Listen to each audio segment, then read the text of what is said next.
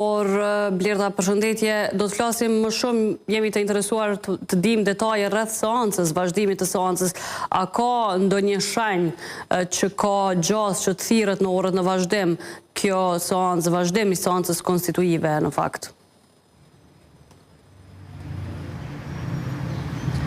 Në fakt, Arta, për atë shku sa kemi qëndruar këtu, nuk ka pasur asnjë sinjal se gjatë ditës së sotme, pra orëve në vazhdim, duke ditur se kanë mbetur më pak se 7 orë deri në përfundim të afatit të gjykatës kushtetuese, sa i përket vazhdimit të seancës konstituive të Kuvendit të Kosovës, nuk ka pasur sinjal pra se një seancë e tillë do të mbahet. Megjithatë, ato edhe pak a shumë janë shuar, sidomos ku në konferencë para pak çastesh, para më shumë se një ore, pra ishte kryetari i lëvizjes vetëvendosje Albin Kurti, i cili tha se në asnjë moment nuk ka folur gjatë ditës sot me Avni Darin, i cili është pra dhe kryesues i seancës, pra dje kryesoi seancën e Kuvendit, tha se nuk ka pasur asnjë bisedë me të sa i përket nëse ai do të thirrste një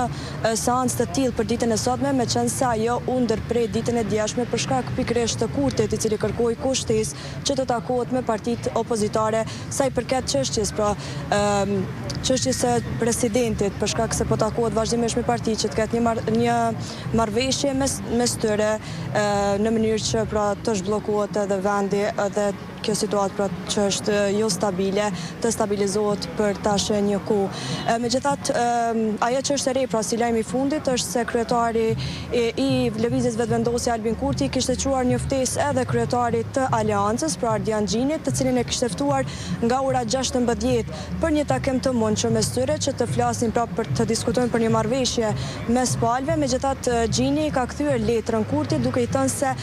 ai mendon se pra qeverisja e tij mund të jetë e dëmshme, kështu që në asnjë formë nuk do të takohet më me të paktën kështu janë raportimet e minutave të fundit sa i përket ftesës që Kurti kishte bërë në ora 16 pra Ardian Xhinit, kryetarit të Aleancës, pasi që dihet se edhe Bedri Hamzën, pra kryetarin e PDK-s e kishte ftuar dhe në fund pra nuk ka pasur një takim as mes tyre. Këto janë informatat e fundit nga Kuvendi i Kosovës, kështu që për gjithçka të re do të mbetemi sërish në linjë.